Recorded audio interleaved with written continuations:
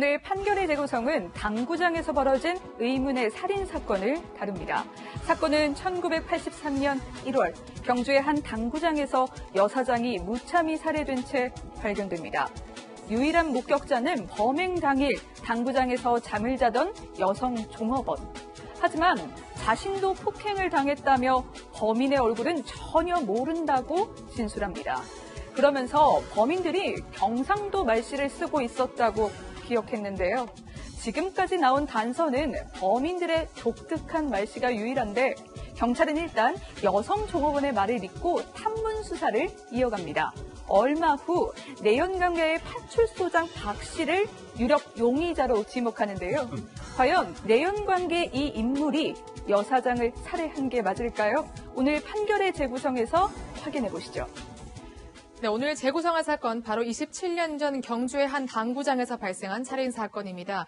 용의자가 바로 내연관계에 있던 파출소장 박 씨였는데 글쎄요, 살해할 동기가 있었나요? 글쎄요, 살인사건은 무조건 동기가 있어야 되잖아요. 네. 지금 얘기한 대로 1983년에 있었던 일이고요. 경주의 한 당구장에서 있었던 일인데, 박 씨라는 분이 이제 일단 지목이 됐어요. 용의자로. 네. 근데 이 양반은 영양경찰서의 이밤 지서장. 네. 그러니까 옛날, 지금은 이제 파출소지만 옛날엔 지서라고 그랬어요, 시골은. 그 지서장이었어요. 그 경찰인 거죠.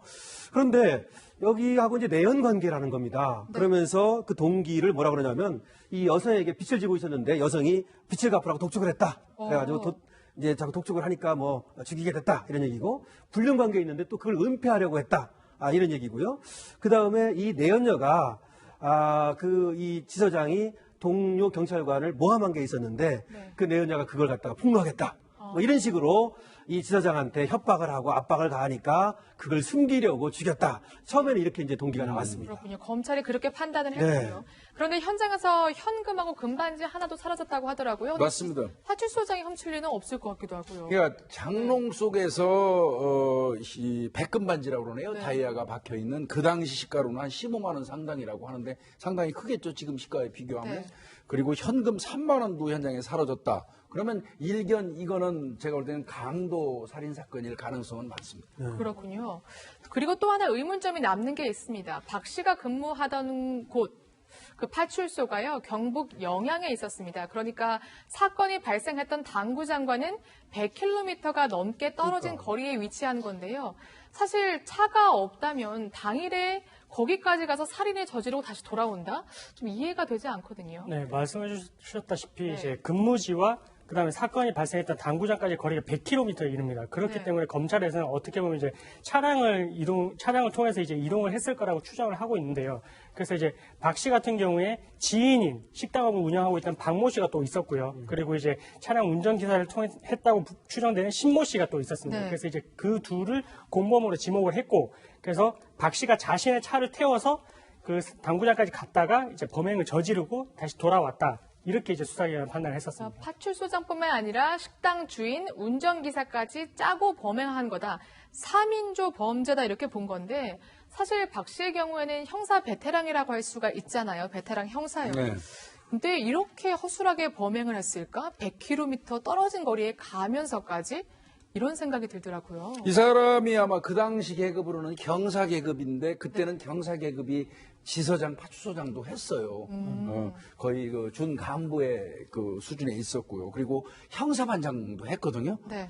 그렇다면 나름대로 수사에 대해서 꽤 아는 사람인데 만약 이 사람이 범행을 하고자 했다면 이렇게 여러 사람을 동원해가지고 100km가 넘는 장소에 가서 네. 범행을 하고 또 장롱 속에서 금품을 훔쳐가지고 돌아오지는 않죠. 네. 그렇다면 이건 뭔가 좀 이상한 느낌이 들기는 하는데 그 이전에 아마 이 파출소장, 지서장을 하고 있는 상태에서 현직 신분을 유지하고 있으면 수사에 장애가 되니까 일단 옷 벗기는 작업부터 먼저 한 거로 보입니다, 검사가. 아, 그래요. 알겠습니다. 또 하나 의문점이 있습니다. 바로 유일한 목격자인데요. 네. 종업원 김 씨의 진술이 오락가락했다고 합니다. 네. 어떻게 바뀐 건가요? 사실 목격자니까 경찰 입장에서는 이 종업원의 이야기에 집중할 수밖에 없는데요. 처음에는 그 비명 소리를 듣고 놀라서 깼다가 범인 얼굴도 못 봤다고 합니다. 왜냐하면 자신도 막 폭행을 당하느라 이제 범인의 얼굴도 못 봤다고 했는데, 그런데 이상한 건요. 이 이제 검찰이 박 씨가 용의자다. 그러니까 파출소장을 지목하자 아 맞다 저 사람이 용의자다. 그러니까 또 공범이 있다. 공범이 저 사람이다. 또 검찰이 지목하자 맞다 저 사람도 범인이다. 그리고 또 공범이 있다라고 하자 맞다 저 사람도 공범이다라고 해서 계속해서 보지 못했다라고 그래요? 주장했던 사람이 네. 검찰이 지목하는 용의자마다 범인이 맞다고 진술하면서 오락가락 이 종업원의 말의 신빙성에 의심이 드는 대목인 거죠. 그런데 이렇게 오락가락하는 진술 한 사람뿐만이 아니었습니다. 그 박 씨를 태워다 준 또 다른 차량 소유자 박 씨의 진술도 굉장히 많이 바뀌었다고 맞습니다. 하더라고요. 지금 이제 세 사람인 거잖아요. 용의선상에 오른 사람들이. 이제 하나가 지금 이제 지서장 박 씨, 그다음 식당 주인 박 씨, 그리고 이제 운전사라고 하는 사람 신 씨인데 이 운전사는 이제 혹시 착각할까봐 오해할까봐 얘기하는데 이 지서장의 뭐 운전사 그런 게 아니고 그 사람의 직업이 운전수예요. 그러니까 직업이 운전수인 사람, 직업이 식당인 사람, 직업이 경찰관 이렇게 세 사람이 있는 겁니다. 그런데 처음에는 이 경찰관만 이제 범인이라고 했다가 지금 이제 우리 기자님 얘기했듯이 그 다음에 그 운전사 신 씨도 범인이다 이렇게 얘기를 했다가 또 이제 다른 사람 또 박 씨도 아까 식당 주인 범인이다 이렇게 진술이 바뀌었다는 얘기고요. 누구의 얘기가? 종업원의 얘기가 이렇게 바뀌었던 거예요. 네. 그다음에 또 하나가 뭐냐면 그 지금 식당 주인 박 씨라는 사람 있잖아요. 네. 이 사람의 차를 이용했다는 거예요. 누구 차를 이용했냐 그러니까 운전은 신 씨가 했고 근데 처음에는 이 사람이 박 씨가 자기 차가 아니라 남의 트럭, 내 친구 트럭을 이용했다고, 빌려서 했다고 그래요. 그러다가 또 말을 바꿔가지고 내 차로 했다. 이렇게 또 말을 바꿔요. 네. 그러더니 또 나중에는 출처 불명의 포니 차로 했다. 이렇게 차를 자꾸 바꾸는 거예요. 그렇다면은 자기 차로 했는지 남의 차로 했는지 이걸 모를 리가 없잖아요. 그런데 이렇게 말이 바뀐다는 건 뭔가 이상한 거죠. 그렇군요. 예. 이렇게 많은 사람들의 말이 오락가락 하는데도 결국 3명의 그 범죄, 그 피의자들은 법정에 서게 됩니다.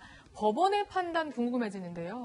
네, 아까 말씀하셨다시피 박 씨가 주범이 있고요. 그다음에 공범인 또 박 씨가 있고, 네. 그다음에 운전사인 신 씨가 있습니다. 네. 이제 어떻게 보면 공범인 공동 피고인의 관계가 되는데 공범인 공동 피고인의 진술 자백은 어떻게 보면 다른 피고인에 대해서 증거로 쓸 수가 있거든요. 그래서 이제 이때 당시에 재판부에서도 이들의 진술에 대해서 공범의 진술이 신빙성이 있기 때문에 어떻게 보면 유죄의 증거로서 이제 쓰이게 된 거고요. 그래서 주범인 박 씨에 대해서는 무기징역이 선고가 됐고, 그리고 공범 2명에 대해서는 1심에서 징역 10년이 선고가 됐었습니다. 네, 파출소장에게 무기징역이 선고가 됩니다. 하지만 이 파출소장 박 씨와 공범들 즉각 항소를 하게 되는데요.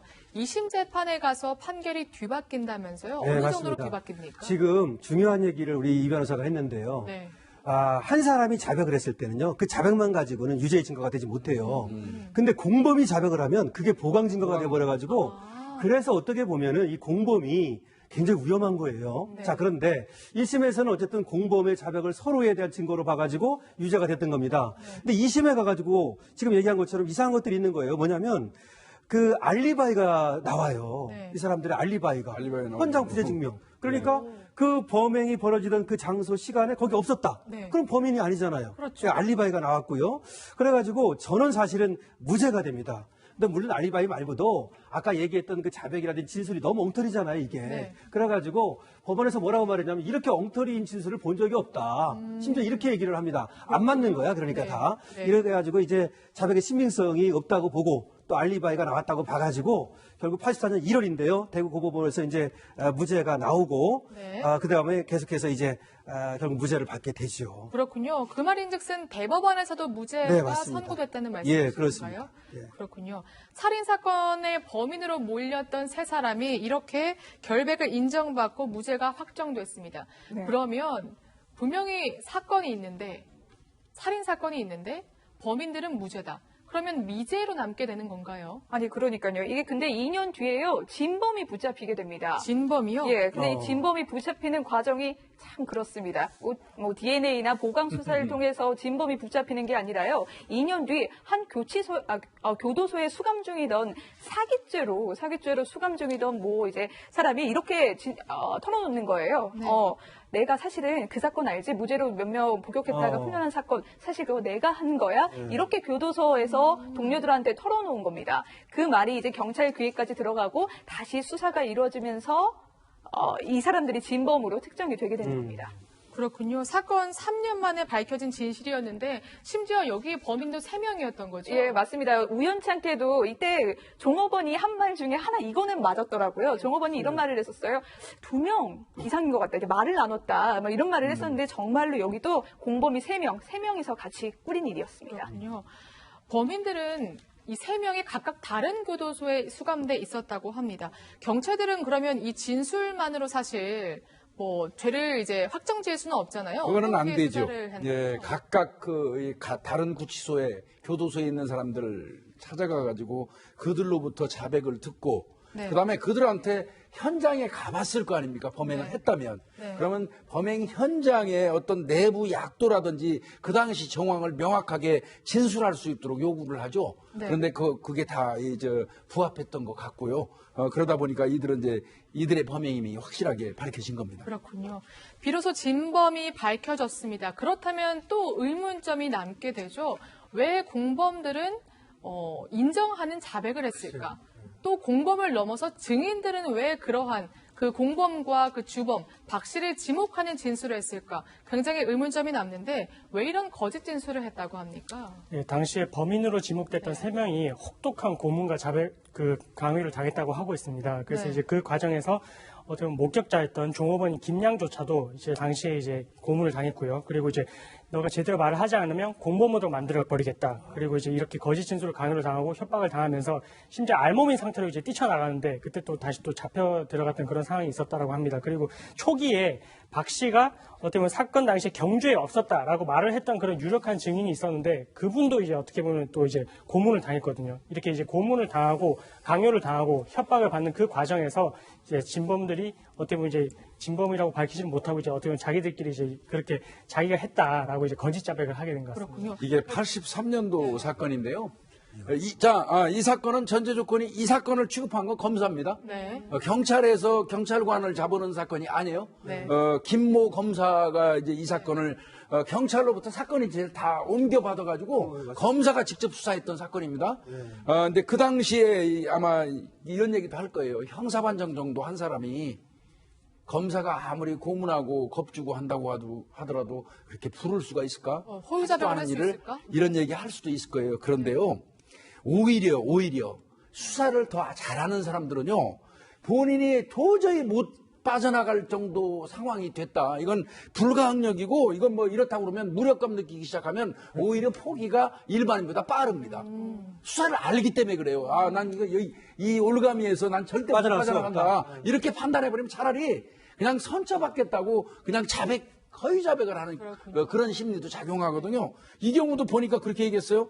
니네 경찰에서 하는 고문 따위는 이빨도 안 생긴 고문이다. 오늘 밤 한번 맛볼래? 우리 그 대검에서 알아주는 고문 기술자가 왔는데 네. 뭐 이런 식으로 아마 그 이밤지 서장을 겁을 줬던 것 같습니다. 그래서 이 지금 검사는 김모 검사인데요. 네. 나중에 이제 뭐 변호사를 이제 또 했는데 사실은 이 사건은 제가 보면서 정말 악질적입니다.